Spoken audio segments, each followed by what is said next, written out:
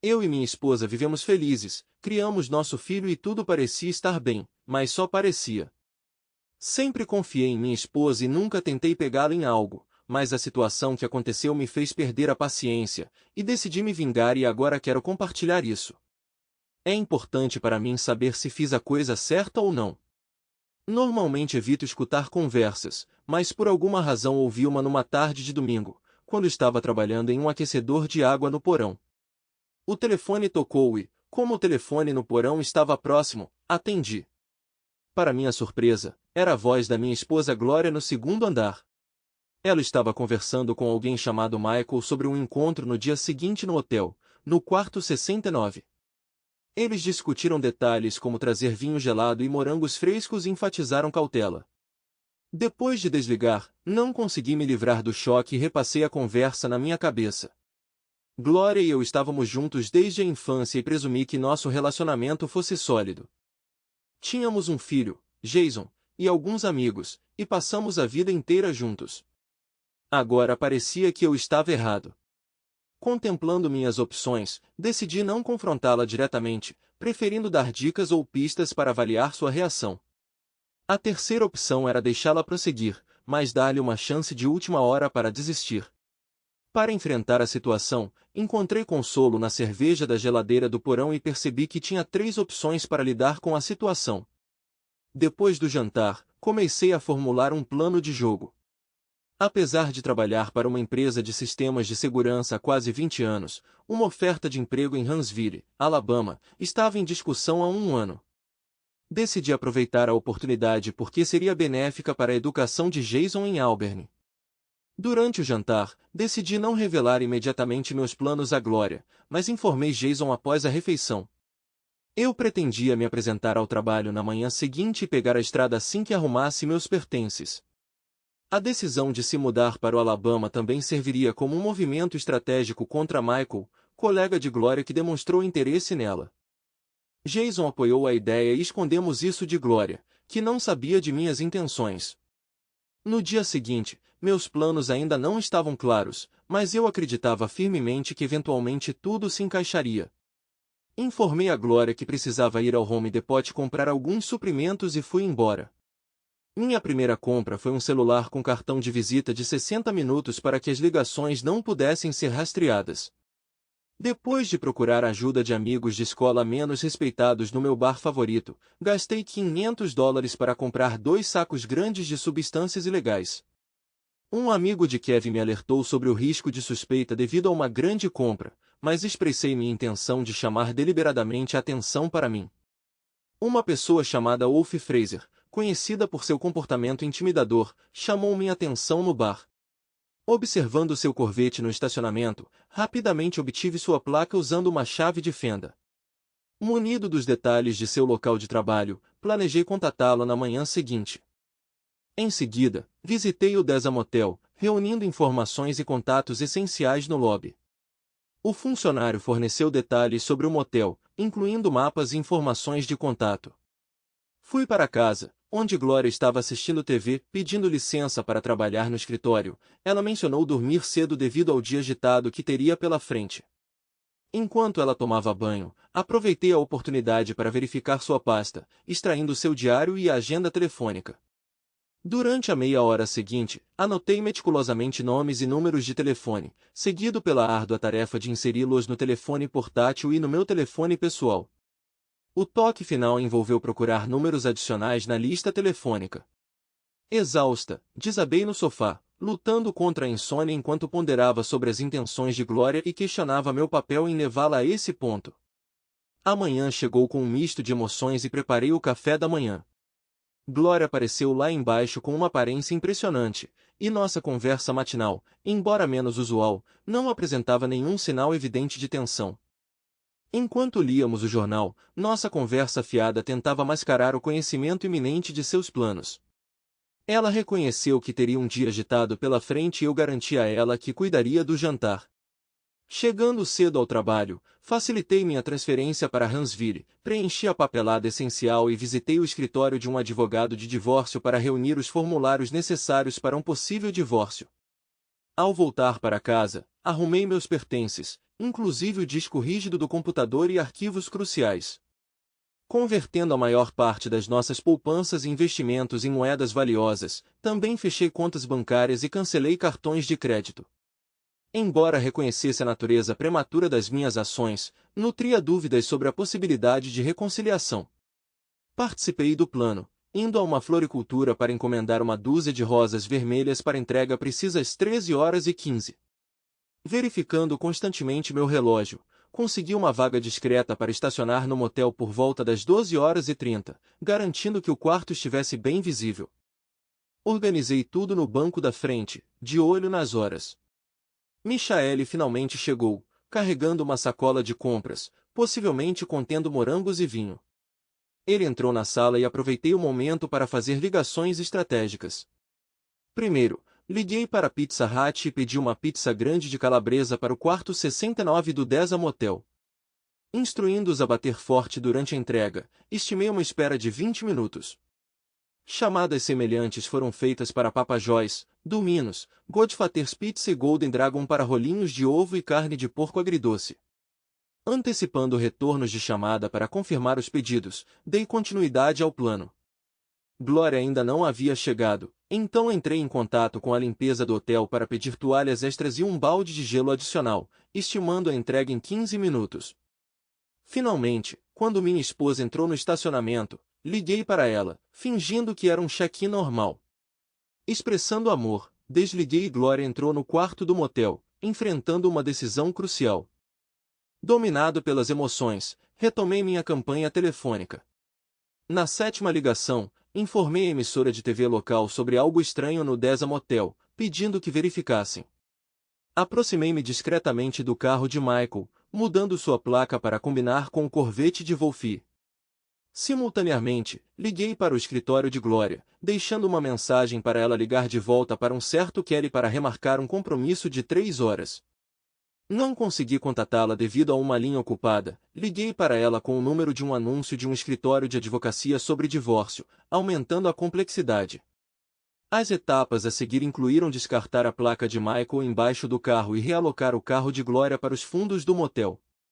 Fazendo a 10ª ligação para a Sra. Simons, fingi ser um conhecido preocupado, informando-a que seu marido teve problemas com o carro no quarto 69 do Deza Motel.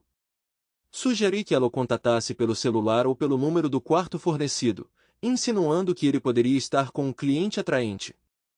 A chamada número 10 foi para Acme Welding, informando ao chefe de Wolfie sobre o Honda branco com a placa de Wolfie no estacionamento do Deza Motel. Entrei em contato com a polícia para denunciar 2 crianças adulterando placas de um carro no estacionamento, expressando preocupação e solicitando uma verificação. Forneci o número do carro do Wolfie. O primeiro entregador de pizza chegou em meio a uma discussão acalorada, mas Michael pagou a conta. Minha 12ª ligação foi para a mãe de Glória, instando-a a intervir, pois Glória estava em um quarto de motel, envolvida em atividades íntimas com uma colega de trabalho. Aconselhei-a a ligar para Glória ou para o motel usando o número fornecido. Mais 2 entregadores de pizza e a empregada trouxeram toalhas, provocando outra discussão. A ligação seguinte foi para o motel, relatando um vazamento na pia do quarto 69. Uma Harley barulhenta entrou no estacionamento, mas antes de qualquer ação chegou um carro da polícia, gerando uma disputa. Minha próxima ligação foi para o Sr. Matthew, empregador de Glória, informando da situação e sugerindo violações da política da empresa. Solicitei a demissão de Glória e possivelmente do Sr. Simons. O mensageiro de um restaurante oriental apareceu. O policial entrou na sala e Wolfie, Michael e o policial iniciaram uma discussão. Na minha 15ª ligação, entrei em contato com a irmã Glória, informando-a sobre as ações de Glória e expressando intenções de recuperar meu Roger. Pedi à irmã Glória que a aconselhasse a vestir-se antes de eu voltar e a considerar levá-la para casa se ela chegasse antes de mim. O ambiente era caótico, com o cara da manutenção consertando a pia, o mensageiro pedindo pagamento e a florista tentando entregar rosas. Concluída a tarefa, saí de cena, passando por uma equipe de TV, joguei fora meu celular e grama no caminho para casa. Antes de sair da cidade, fiz outra ligação para Michael Simons, alertando-o para que não machucasse minha esposa e enfatizando que ele se arrependeria. Reconheci a situação e encerrei a ligação. Cerca de 8 horas depois, Glória me ligou e queria conversar. Eu estava na Interstate 81, perto de Knoxville. Ela perguntou sobre minha localização e me incentivou a falar com ela. Insisti que não tínhamos nada para discutir. Ela propôs 3 perguntas, exigindo respostas diretas antes que pudéssemos conversar. Eu concordei com os termos dela. Ela perguntou sobre sua declaração de amor durante nosso telefonema anterior, minhas ações depois de desligar e meu motivo para entrar no quarto do motel. Depois que eu dei respostas, ela ficou em silêncio. Pressionei para saber por que ela entrou no quarto do motel, mas ela permaneceu em silêncio. Frustrado, resolvi encerrar a conversa, desliguei o telefone, sabendo que não precisaria dele pelo resto da viagem. Com a empresa cobrindo minhas despesas de mudança, consegui um confortável quarto de motel e desfrutei de um bom jantar. Os 2 dias seguintes foram dedicados a encontrar um apartamento adequado, o que se revelou fácil devido à minha flexibilidade. Criei então um novo serviço telefônico, mudei o nome do meu carro, obtive uma nova carta de condução, registrei-me para votar e declarei a minha residência. Para iniciar o processo de divórcio, enviei os documentos necessários. Informei Jason sobre meus novos dados de contato, pedindo-lhe que não os compartilhasse com sua mãe. Entendi que Glória estava passando por um momento difícil, tendo perdido o emprego. Algumas semanas depois, Jason me informou que Glória havia recebido e assinado prontamente os papéis do divórcio. Ela parecia desinteressada em se maquiar e vender bens em vendas de garagem a cada 2 semanas. Outorguei ao advogado uma procuração para a venda da casa, sem buscar qualquer lucro. Glória encontrou emprego em uma padaria perto de sua casa e, quando Jason se formou, colocou a casa à venda, vendendo-a rapidamente. A condição era que ela e Jason pudessem ficar até ele terminar o ensino médio. Glória mudou-se para um pequeno apartamento próximo à padaria, deixando móveis desnecessários na casa. Ela deu a Jason um carro para a faculdade e ele a ajudou na mudança. Durante esse período ela se livrou da maioria dos pertences da antiga casa, levando uma vida modesta. Eu podia sentir a preocupação de Jason por ela. 4 anos se passaram rapidamente e eu ocasionalmente dirigia 4 horas até Auburn. Glória solicitou à administradora de imóveis que me enviasse todo o valor da venda da casa, não deixando nada. Descontei o cheque e guardei o dinheiro para ela. Enquanto isso comprei uma pequena casa, focando em reparos e melhorias. Evitei formar novas conexões e permaneci desinteressado em me aproximar de alguém. Chegou o dia da formatura e Glória e eu assistimos ao recebimento do diploma de nosso filho. Durante a cerimônia Glória sentou-se ao meu lado e senti um misto de emoções ao vê-la, apesar de termos nos separado. Ela parecia bem, embora um pouco mais velha, e seu mínimo de maquiagem e aparência a faziam parecer um tanto melancólica. Trocamos sorrisos e cumprimentos, mas com o início da distribuição dos diplomas não houve espaço para conversa fiada. O constrangimento do momento foi interrompido pela chegada de Jason, emocionado por receber seu diploma, e ele compartilhou animadamente sua alegria. Enquanto Jason se deleitava com sua Glória e eu ficamos sozinhos. Tentei quebrar o gelo perguntando como ela chegou. Ela mencionou pegar o ônibus com passagem de ida e volta, precisando voltar às 6. Ofereci-lhe uma carona e ela aceitou, planejando passar a semana pintando seu apartamento quando voltasse. Enquanto dirigíamos, ela revelou seu arrependimento pelo nosso passado. Eu a interrompi sem lhe dar chance de explicar, e ela expressou remorso pelos últimos anos. Questionei se já era tarde para discutir as coisas, e ela acreditou que sim, reconhecendo que mesmo que não pudéssemos conversar, ela ainda apreciaria a companhia por alguns dias. Glória confirmou não ter bagagem, pretendendo não pernoitar. Paramos no Walmart para comprar algumas mudas de roupa. Durante nossa viagem silenciosa, paramos perto de Birmingham, onde comprei alguns itens essenciais para ela. Sugeri maquiagem, mas ela recusou. Mais tarde, jantamos no Cracker Barrel, lugar que ela sempre gostou. À medida que continuamos na I-65, o assunto mudou para o nosso passado. Ela admitiu que a resposta à minha pergunta anterior sobre fazer sexo foi afirmativa, mas não conseguiu dizer isso abertamente quando questionada. Ela não conseguia explicar sua relutância, fosse vergonha ou preocupação com meus sentimentos, mas se arrependeu de negar. Ao tentar me ligar de volta após nossa conversa, ela percebeu que meu telefone estava desligado, o que a levou a acreditar que sua vida havia acabado e que eu havia partido seu coração. Lutei com o problema, passando inúmeras noites sem dormir tentando encontrar uma solução. Apesar dos meus esforços, nenhuma solução viável surgiu ao longo dos anos. Por fim, aceitei a realidade de que não conseguiria melhorar a situação e ela parecia satisfeita sozinha. Quando questionado sobre por que não intervi, expliquei que só ela tinha o poder de impedir e que minha interferência não teria sido eficaz. Conhecendo a situação, ela deveria ter se posicionado, não por medo de ser pega, mas porque entendeu que era errado.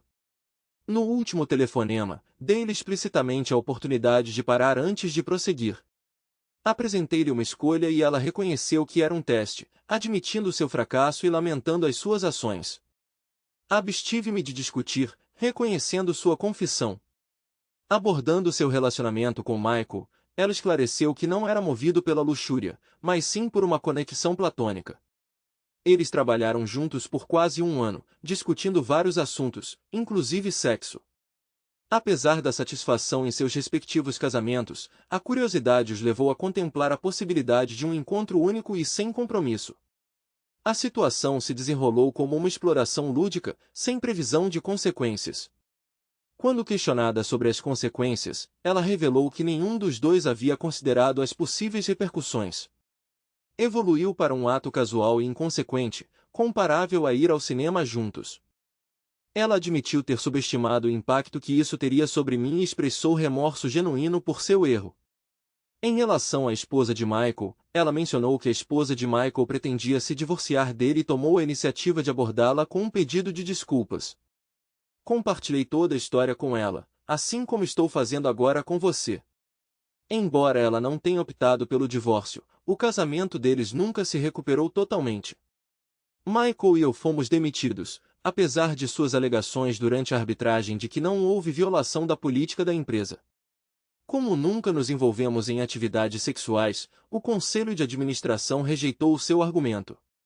Eles se mudaram para Baltimore e perdi contato com eles. Chegando em casa, nossa conversa já havia terminado há algum tempo e estava um tanto tensa. Alguns aspectos foram difíceis de entender. Designei o quarto de hóspedes para Glória depois de garantir que ela tinha tudo o que precisava e lhe desejei boa noite, antecipando uma discussão mais positiva no dia seguinte. Na manhã seguinte, Glória já esperava o café da manhã, rara ocasião em que não precisei preparar minha própria refeição. Ela perguntou sobre o encontro com Michael, expressando alguma frustração. Esclareci que não houve envolvimento íntimo e expliquei a situação. Apesar do transtorno causado pelas incessantes ligações e batidas na porta, não houve encontro amoroso. A noite de Glória não foi nada agradável, principalmente quando ela descobriu o desaparecimento do carro.